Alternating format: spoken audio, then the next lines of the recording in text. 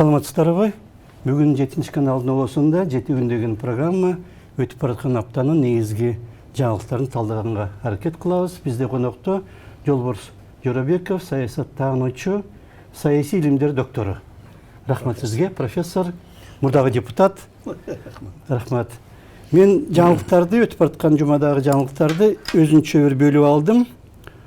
30-дай жаңылық, ошолорду бір 7-8-ден қылып аргеріне. Ошолорду бірінші тоғымен оқып көрейін, қайсы емнелер болғанын өткен аптада. Жаңы оқу жылы башталды. Өлкөдө азыр 2380 мектеп бар екен. Алардын 200-ге жақыны жеке менчик.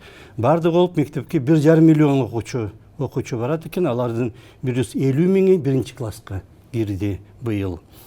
Билим берүү министрлиги былтыркы окуу жылынын жыйынтыгын чыгарып, өлкөдөгү эң мыкты мектеп деп Тогуз-Тороо районундагы Мойдунов атындагы Макмал мектебин атады.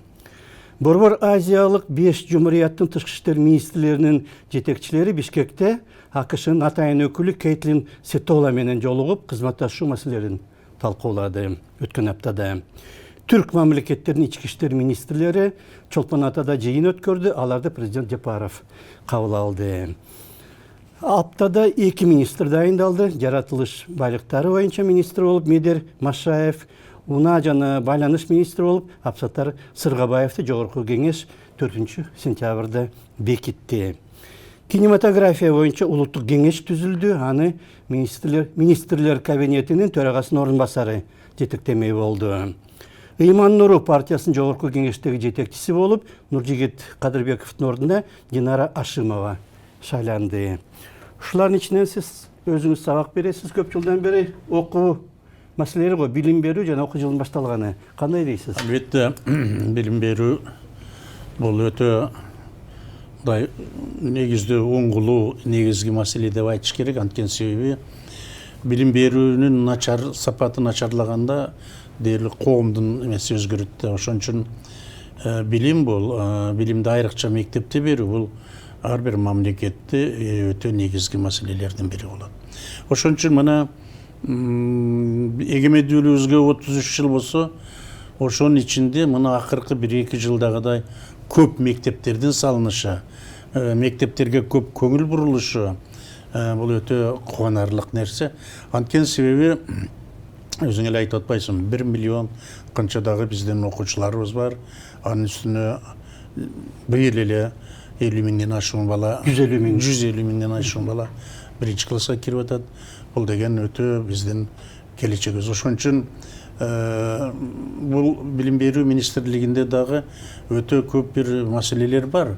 Бирок ошону мени аябай кубандырганы азыр президент өзү контролго алып, өзү неме кылып атканы абдан жакшы. Себеби антпесе, эгерде президент өзү муну жеке немесине албаса, контролуна, анда көпчүлүк министр жалгыз өзү эч кылбайт. Министр ошол эле кезде финансы министри менен байланышат, ошол эле кезде курулуш министри менен, ошол эле кезде дагы башка алар укпай коюшу ыктымал. Ошон үчүн билим берүү министрлигине бир топ статусунда жана эмесинде жогорулаш керек. Бирок азыр президент өзү жеке немесин алып атканы менин оюмча абдан туура. Себеби биз жаш жеткинчектерге жеткиликтүү билим бербесек, алар кандайдыр бир башка жактарга кызыгып кетсе, бул эртеңки күнүбүз мүдөмүк болуп калат. Ошон үчүн мен ойлоймун, акыркы 1-2 жылда билим берүүгө өтө чоң көңүл бурулуп атат. Сыртка окуп кеткендер тууралуу кандай деп ойлойсуз? Эми быйыл мына 1-2 жылдан бери практикаланып атат. Чет элге биз суммасын айтпай коеюн, энный бир сумманы жумшап биз студенттер жиберип атабыз. Бул өзү мындай бир караганда абдан жакшы, прогрессивдүү, анткени нерсеси балдар окуп келсин, көрүп келсин деп. Себеби буну биз көрдүк эле мурдараак. Бизде 21-чи кылымдын кадрлары деп, Алматада, Казакстанда болашак деп күргүчтөтүп четке жиберип, бирок алардын кайтып келиши, кайра бизге келиши, кайра Казакстанга келиши чоң маселе чыгарганда, мисалы үчүн 100 бала кетсе ошонун 10 келеби 5 келеби ушундай да. Ошон үчүн жөн эле немелер кетип баратат экен деп Назарбаев убагында ушундай кылды. Бул четке окуганды токтотолду дагы, айрымдар эми кааласа өздөрү азыр ачык да. Эгер кааласа Америкага, Канадага кайсы жерге болсо өзү барып окуй берсин, а бирок ошол мамлекет кетирип аткан акчага келгиле, андан көрө ошол Европадан, Америкадан профессорларды, окутуучуларды чакырып, өзүбүздү даярдайлы деп Астанада ушундай бир чоң, бир жакшы вуз ачышты. Жалаң чет элдик менен. Бул бир жагы, экинчи жагы, мен албетте айтып коеюн, эми Назарбаев жөнүндө дагы абдан сындар көп, абдан нерселер көп. Эми болсо болгондур, бирок мени таң калтырганы, мен абдан неме көргөнүм, Улуттук университетке Назарбаев жылына бир жолу, болбогондо 2 жылда бир жолу сөзсүз келип, профессор жана окутуучулар составы менен жолугушуп, немелерин көрүп, мына азыр байкап көрсөңөр, Алматыдагы Улуттук университеттин эмеси чоң шаар, ал жердеги имараттар, башкалар, эң негизгиси ошону неме жасаган мугалимдер. Себеби азыр башка жеке вуздарда көйүп кетти да. Жеке вуздар жакшынакай профессорларды, жакшы мугалимдерди акчаны көбүрөөк берип тартып кетишет. Ошон үчүн Назарбаевдин мындай бир жазылбаган немеси бар эле. Улуттук университеттин профессору башка чет жеке университеттердин профессоруна караганда сөзсүз бир $100 көп алыш керек деген принцип бар эле да. Мына ошон үчүн азыр Казак Улуттук университетинде баягы эски немелерде сакталган, жаңы бүтүп келген жигиттер дагы, себеби курам абдан күчтүү. Бизде андай эмес, бизде мен ойлойм элем, ушу бизде да жетекчилик Улуттук университетти колго алса, анын статусун көңөйтүп, жанагынтип көңүл буруп.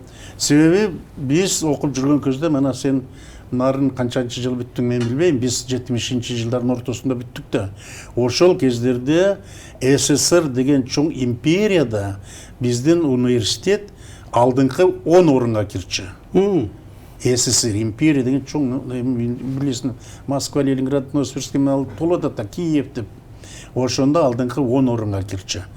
А бүгүнкү күндө биздин университетибиз Кыргызстандын ичинде алдыңкы 5 орунга кирбей атат да. Ошон үчүн биз Улуттук университеттин статусун, Улуттук университеттин каражатын, Улуттук университеттин башкаларын көтөрүп, ушундай бир деңгээлге жеткиришибиз керек. Андан кийин биз дагы, мен дайым немелерди жазып да жүрөм, педагогикалык институт, педагогикалык университет деген жок болду бизде.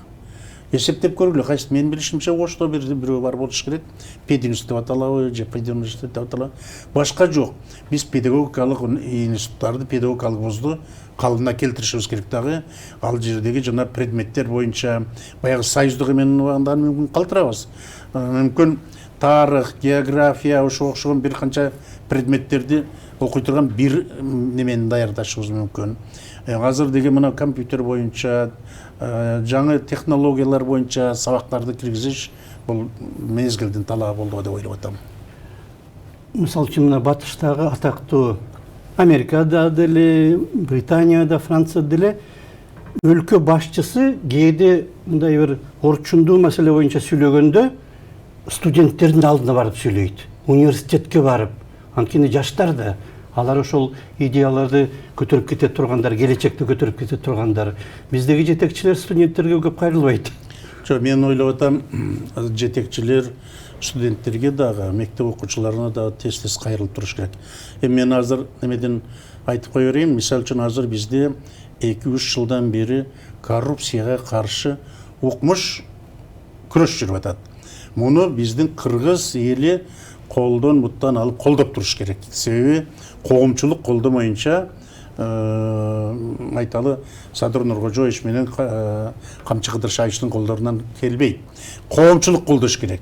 Муну мен оюнча президент өткөндө элдердин курултайында да айтты. Биз өзүбүздүн немебизди канчыга байлап коюп туруп ушун менен неме кылып атабыз деп. Себеби ал күрөш өтө кыйын да. Мен айтайын дегеним башка. Мен айтайын дегеним ошол коррупция менен күрөшүп атканда дайым монча акча түшүрдүк, монча процент болду, экономикабызга мындай болду деген. Булардын бардыгы туура. Бирок мындай бир процент менен, акча менен, кандайдыр эмен өлчөнбөй турган нерсе бар да. Бул деген ошол студенттерге, жаш балдарга, окуучуларга тийгизген таасири. Эсиңерде болсо керек, мынан 3-4 жыл мурда эле мектептердин окуучулары мен ОПГ болом. Мен анан тиги мыйзамдагы ууру болом. Анан көп акчам болот. Мен адамдарга жакшылык кыламын. Элди багамын. Себеби ошондой болгон. Өкмөттүк структураларга караганда алар көп маселелер чечип, көп бейшараларга жардам берип, башка неме кылып. Булар ошону ушундай болуш керек экен деп ойлогон. Мен ОПГ болом, депутат болом, анан министр болом деп. Мына азыр ошол ОПГнын немеси башка коррупциялык эмелердин жоюлушу мына өткөндө Камчыбек Кыдыршаевич туптуура айтып атат. Бул деген биздин жаштарга. Бул эч нерсе менен өлчөнбөйт. Бул процент менен башка менен өлчөнбөйт, экономикалык. Бирок алар байкап атат, маңдай тер менен жасалбаган иш сөзсүз эртеби кечби билинет экен дагы, арты жаман болот экен.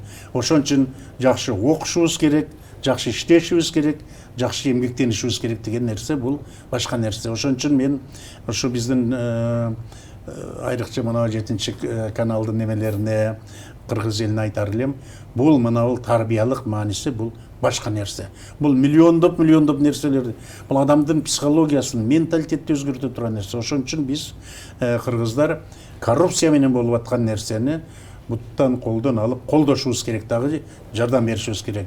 Анан кээде ушул тиги азыр соцсеттерде башкаларда жүрбөйбү? Мисалы үчүн баланча абдан жакшы эле, көп жардамдарды берет эле, ооруларга мынча миң берип койгон, тиге мынтип квартира берип койгон деп. Бул эми маңдай тер менен табылбаган нерсе болсо, башкалар болсо, эми ошону дагы жактоочулар болуп атпайбы?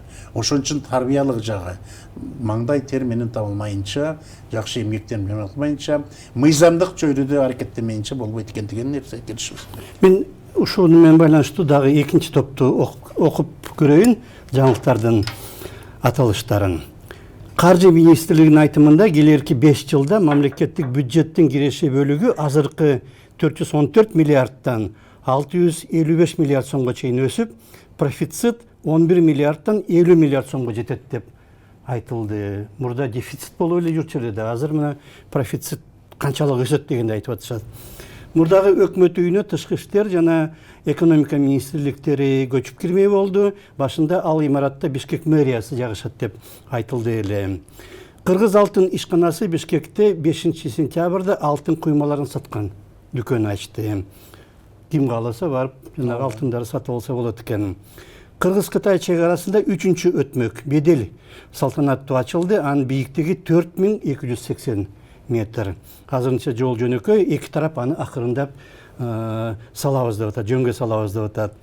Салык кызматынын айтымында үстүбүздөгү жылдын 8 айында алар 188 миллиард сом салык чогултуп, өкмөт койгон тапшырманы 7 миллиард сомго ашыгы менен аткарды. Улуттук банктын айтымында үстүбүздөгү жылдын 7 айында Кыргызстандын банктары 18 миллиард сом киреше тапкан экен. Алардын жалпы байлыгы 747 миллиард сомго жетиптир. Депозиттерди коргоо фондуна 6 миллиард 800 миллион сом топтолгону кабарланды. Өлкөдө иштеген банктар бул фондко такай акча которуп турат. Үстүбүздөгү жылдын 8 айында эле фондко 910 миллион сом түшүптүр. Мына ондай экономикалык жетишкендиктер жана сиз азыр эле айтып кеткен коррупция менен байланыштуу. Коррупцияга каршы күрөш болгон үчүн казынага бир топ акча түшүп атат. Эми бул жерде ошондой казынага түшкөн каражаттын абдан чоң бөлүгү бул таможнядан. Себеби таможняда азыр билбейм кандай болуп калды экен. Мурдакы биздин дей болгон, мен өзүм экономист эмесмин, бирок мен саясий жагын карап атам. Мисалы үчүн Кытайдан бизге өтүп атат да товарлар, туурабы? Кытайдын өзүнүн эсеп кысабы бар өткөрүп аткандардын.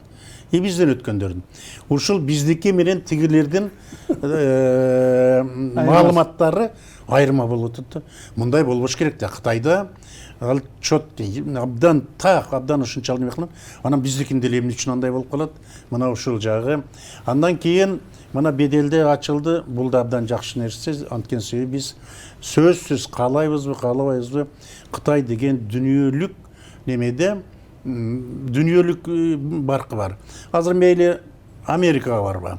Американын кайсы бир четиндеги шаар бар. Карап көрсөң, бирдеке сатып алсаң Кытайдыкы. Бүт барды Кытайдыкы. Мейли Мекке, Мединеге бар. Азан айткан саат сатып аласың, же топу, же жанагы неме, же жайнамаз, барды Кытайдыкы. Бүт барды Кытай. Ошон үчүн Кытай айтып атат. Кытайдын Синцзипиндин бир айтканы бар. Марксизмде эң жакшы неме дейт, идеологиялык неме болчу дейт.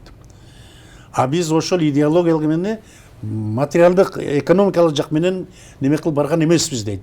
Мана азыр биз экономикалык, материалдык жактан бүт бардык неме кылдык. Ошону неме идеологияны улантса болот деп. Ошону сыңардай биз каалайбызбы, Кытай менен алаканы абдан күчөтүшүбүз керек, өзүнчө бир кандайдыр бир чектөөлөр болуш керек. Себеби алар аябай көбөйүп кетип, жана бир журналисттер айткандай бизде жээндер көбөйүп кетпеш керек, ошого окшогон нерселер бар. Булар бир мамлекеттин өзүнүн жазылган жана жазылбаган мыйзамдары болот да. Ошон үчүн бирок биз соода саттыкты, башка катнашты абдан күчөтүшүбүз керек. Анын үстүнө биз беделден ачкандар ар жак Кытай, Кашкар, ошо бизге жакын туугандарыбыз жашаган жерлер. Ошон үчүн менин оюмча азыркы биздин жетекчилик муну мурда Садыр Нуркожоевич дагы жанагы немеде иштеген, өзү комиссар болуп, Камчыбек Кыдыршаевич дагы канча жыл депутат болуп ушулар жеткен. Булар билип турат, ошон үчүн буларды көбөйтүп атат. Менин оюмча дагы көбөйүш керек. Ал эми менин көбөйүшү менен бизде ушундай болуш керек, менин оюмча. Албетте айлыктар көбөйүп атат. Бул биз каалайбызбы, кандайдыр бир эмелерде бүт дүйнөдө ушундай немелер өсөт. Ошол эле кезде биздин айлык акылар дагы улам ошого карата неме болуп туруш керек. Мисалы үчүн азыр врачтардыкыны, мугалимдердики немелер жакшы болду. Эми мен ойлоп атам, илим чөйрөсүндөгү адамдардыкы да оңолуш керек деп. Анткени себеби мына мен академияда иштеймин. Эми просто айткандан уяласың. Менде жана бүт звания тигинде мындайлар, заслуженный тигиндер кошулуп 20 миңден тегерегинде алам дегенден уяласың. Ошон үчүн мен ойлоймун, жакында 70 жылдыгы белгиленсе, бул жагынан да бизге дагы бир кошумча немелер болот го деп ойлоп атам. Ноябрда илим күнү. Илим күнүнө карата, ошол күнгө карата академиянын 70 жылдыгы болот. Биздин академиянын түзүлгөндүгүнүн 70 жылдыгында. Ошого карата менин оюмча илимпоздордун эмесинде болот го деп ойлоп атам. Анын үстүнө илимди да ушундай. Айталы тарых, филология, философия жагындагы немелер кандайдыр бир цифра менен, процент менен, кандайдыр бир эме менен өлчөнбөйт бул. Ал эми өлчөнө турган нерселер бар да. Өкмөт милдет койсо, автоматика деген, горный деген, да башка институттар бар. Булар пайда келтире турган. Булардын астына милдеттерди коюш керек. Келгиле ушундай жасагыла, пожалуйста деп. Ал эми бизге окшогон жанагы тарых, философия, филология, ошо окшогондордуку бул акча менен эсептелинбей турган нерселер. Буларга сөз көтөрүш керек. Бирок алар пайдалуу түзүп атат. Илимдин бүткүл калктын, жаштардын өзгөчө билими канчалык жогору болсо, ошончолук кийин пайда болот да мамлекет үчүн. Анда мен 3-чү топтун жаңылыктарын окуп берейин. Дин боюнча мыйзамдын жаңы редакциясы жана дагы 5 мыйзамга өзгөртүү киргизүү сунушталып жатат. Талкууга коюлду. Министрлер кабинетинин төрагасы Акылбек Жапаров Оганстандын Кыргызстандагы убактылуу элчиси Нурулла Амин менен жолугуп сүйлөштү. Анын алдында 2 сентябрда баш прокуратура өлкөдө тыюу салынган экстремисттик уюмдардын тизмесин жарыялаган жана Талибан ал тизмеде жок болуп чыккан. Мурда бар болчу.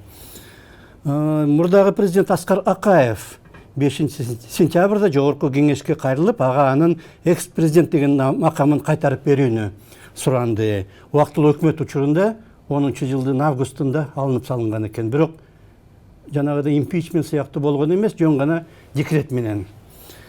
4 сентябрда бийлик Азаттык, Клоп жана Новые лица басылмаларына кайрылып, алардын сайтында 30 августта чыккан макаланы алып салууну талап кылды.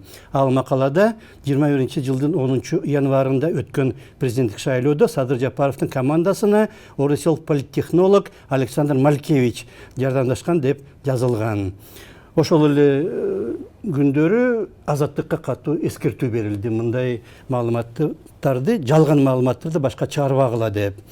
Президент Жапаров 3 сентябрда Кабар агенттигине интервью берип, Клоп медиа басылмасы жогорку соттун чечими менен жабылып жатканын колдоп, 30 жыл бою биз анархияны демократия деп, ушак таратууну сөз эркиндиги деп түшүнүп келген экенбиз деп билдирди. 2026 жылы өтө турган футбол боюнча дүйнө чемпионатына тандоо алкагында Кыргызстандын курама тайпасы 5 сентябрда Исфахан шаарында Ирандын командасына 0-1 эсебинде утулду. Эмки оюнду кыргыз футболчулары Өзбекстанга каршы Бишкекте 10 сентябрда ойнойт. Бишкектеги Кыргызстан-Түркия достугу ооруканасына Эрдогандын ысмы берилди. Ушулардын ичинен сиз өзүңүз жана дин комиссиясын жетектегенсиз. Мен да ошол жөнүндө айтайын деп атам. Өтө кооптуу маселе. Албетте мен бул маселе боюнча сүйлөгөнгө кандайдыр бир моралдык укугум бар го деп ойлоп атам. Анткени себеби Акаевдин убагында да, Бакиевдин убагында дагы дин комиссиясын жетектегенмин. Бир канча жолу, 3 жолу Мекке Мединада болгонмун. Араб мамлекеттеринин жетекчилери, официалдуу жетекчилери, аалымдар менен көп сүйлөшкөнмүн бул темаларда. Ошон үчүн мен баштайын дегеним жанагы бир список бар да, ушул бизге неме деген кооптуу деп эсептелинген агымдар, ошолордун арасында талибандар бар эле. Анан биз аны азыр эмеден чыгардык ошол списоктон. Бул деген нерсе эмнени билдирет? Бул талибандар бул жерде эмне каалаган жасай берсин деген эмес. Биз Афганистан менен өтө жакын коңшу мамлекетпиз. Афганистанда биздин туугандар көп. Афганистан менен биз кандай болбосун жакын коңшулук, жакшы бир мамилени сакташыбыз керек. Ошон үчүн талибандар чыкты. Азыр анткени талибандар бийликте азыр. Анан аны биз жанагы списокко кошулуп алып айтканда бул жөндөн эле бир неме болуп калат. Ошон үчүн ушуну дагы көтөрүп абдан. Эми азыр демократиянын убагы экен, тиги шак эле бир неме дүнүйөгө сразу неме болот да, жанагы угулат. Ошуну абдан талибандар неме кылып алды, Кыргызстан тигинде мындай деген сөздөрдү. Ал эмес Путиндин Пескову дагы жооп берди. Лавров дагы. Лавров да Кыргызстан эркин мамлекет, жакын коңшусу болот. Алардын каалоосу алар болот, эч нерсе жок. Бул деген нерсе талибандардын албетте бизде өтө каттуу немеде турушат. Эгерде кандайдыр бир нерселер менен кимдир бирөө кандайдыр биздин мыйзамдарга каршы келет иштер жасай турган болсок, ал талибанбы, Хизби Тахрирби же башкасы сөзсүз жоопко тартылат. Ошон үчүн бул нормальный иш. Анан экинчи эми дин комиссиясы бир канча мыйзам актыларына, ошон үчүн мыйзамдарга өзгөртүүлөр киргизүүнү сунуштап атат. Менин оюмча муну колдош керек. Акыл эстүү адамдардын баардыгы муну колдоп, ошо жардам беришибиз керек. Кыргызстанга динди түрктөр менен татарлар тараткан. Эң негизгиси. Арабтар келип тараткан эмес да. Мен ойлоп жүрчүмүн, биздин элибиздин динге болгон немеси. Түрктөрчөлүк, татарларчалык болсо болот го деп. Биз азыр алардан ашып кеттик. Биз азыр паранжы жабынганды, жана мындай немени кийгенди. Никап кийип. Анан жанагы бирдекелерди оронуп алгандарды. Айланайындар, мен биринчиден жана айттым, тиги иштеген мен билим. Анын үстүнө мен ата жотомдон бери бүт өтө динчил адамдар болуп келген. Мен 3-4 классында эле бүт намаздыктарды, бүт немелерди окуп, чоң алымдардан билим алганмын. Экинде мен коммунистта болгонмун, комсомолда болгонмун. Бирок биз кичинекей элбиз, 7 миллион, андагы бир немеси 5-6 миллион деп коелу. Сок кыргыздар өзүбүздүн кыргыз деген немебизди сакташыбыз керек. Бул катадан берилген. Бизде миңдеген жылдардан бери мамлекеттүүлүгүбүздү неме башка болуп. Эми кийим маселесинде эми кичинекей экинчи биринчи класстын кыздарына жанагыны кийгизип коюп дегенде ал спортко кантип барат, башкасында кандай болот. Айланайын бул кыргыздарда бизде ушундай да. Ал кичинекей кыздар беш көкүлүк убагы деп коет. Анан окуучулук кези, анда кандай кийинет бүт эмелери бар. Анан келин болгондо кандай кийиниш керек, кандай жүрүш керек, анын бүт этикеткалары бар. Анан кийин кичине жашы улгая баштаганда кандай болот, и кемпир болгондо кандай кийинет. Булардын бардыгы бизде ата бабабыздан келаткан. Ал кыздар аттын кулагы менен тең ойногон кыргызбыз да. Анан кийин кантип эле жанагынтип бир эмелерди кийип алат. Азыр бирдеке десең эле бүт каршы болуп да, ой бул деген адам укугу деп айтып беришет. Адам укугу, анан баланча түкүнчө адам укугу боло турган болсо, биз бүт мамлекеттерде бар жанагы ар бир ишканада, университеттерде кросс неме деп коебу, жанагы кийимдин немеси, дресс-код. Ошо дресс-код болуш керек экен. Азыр бизде жогорку кеңеште да бир немелер оронуп отурушат. Айланайын койчу дедим бир эмесине. Мындай да антип айта турган болсоң, азыр ошол кийинип аткандар айтат, ай жолборсо кетти, курсагын көрсөтүп жүргөндөрчү, жылаңат жүргөн. Тоже болбойт. Ал да болбойт. Биздин немеге ал да, аны дагы биз ошол жанагы оронуп жүргөндөргө кандай неме кылсак ошондой. Бирок мындай нерсе бар да, мисалы үчүн араб аалымдары дагы Лондондон же Нью-Йорктон неме окканда жакшы эле бир эмесин кийип алат. Анан улуттук немени көрсөтө турган бир жагдайлар окуп, анда баягы немелерин кийип, неме кылып, се улуттук эмесин көрсөтөт.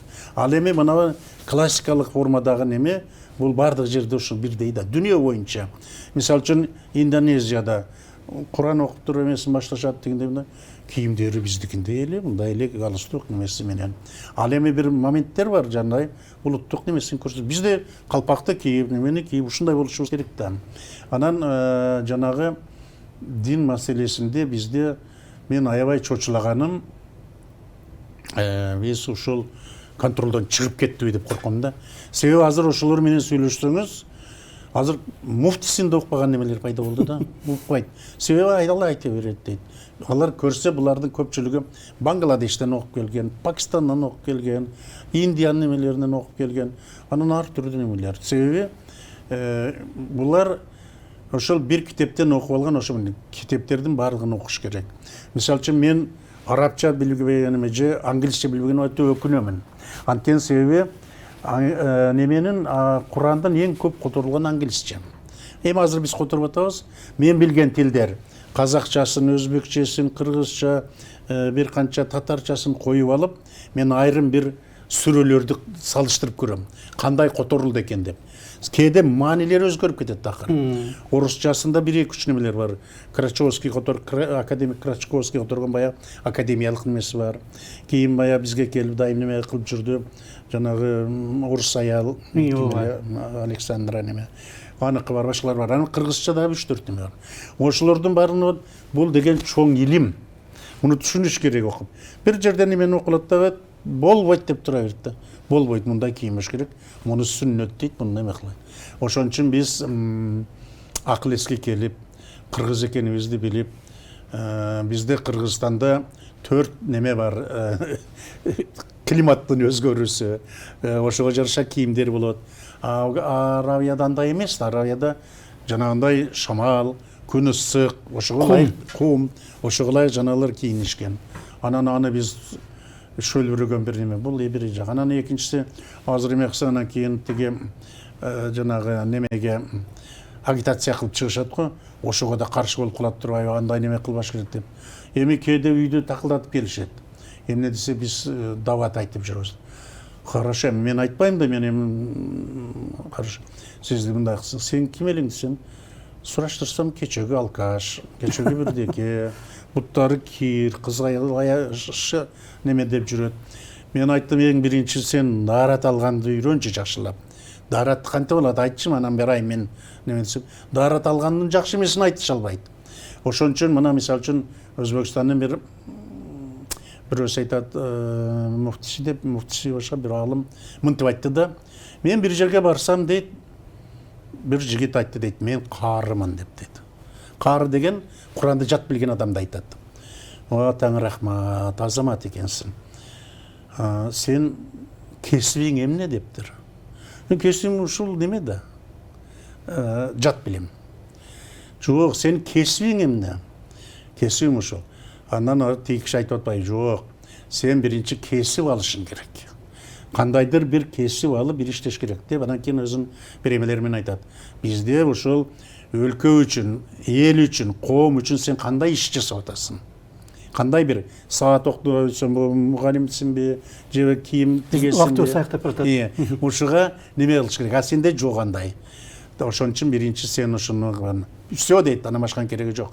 5 убак намазыңды окуп болду дейт. Эми бул неме жөнүндө атайын бир менин оюмча сөз кылыш керек. Бул эгерде муну жакын ортолосок бир өтө кыйын контролдон чыгып бараткандай. Жакшы эмес бир тенденция болуп баратат. Эчкимди укпай эле мындай бир билгенин кылып, анан жанагыдай бир өтө сапаттуу эмес бир окуу жайларда барып алып, диний анан келип алып, ошо жакта билип алганын жалпы элге таңбалаган сыяктуу нерселер болуп кетип атат. Азыр мектептерге караганда мечиттер көп. Мектептерге караганда жанагы окуу кичине не деп коет эле, жанагы немелери көп. Ошого барышат. Мен оюмча жаман эмес эми. Алкоголизмден, жаман жолдордон, жаман немелерден сактап атат. Бирок эми өтө эле аша кетпеш керек да. Биз өзүбүздүн кыргыз деген немебизди сактап калышыбыз керек. Рахмат сизге. Бизде конокто профессор Жолборс Жоробеков болду. Биз өтүп бараткан аптанын негизги окуяларын талдаганга аракет кылдык. Рахмат сизге. Саламаттаңыздар.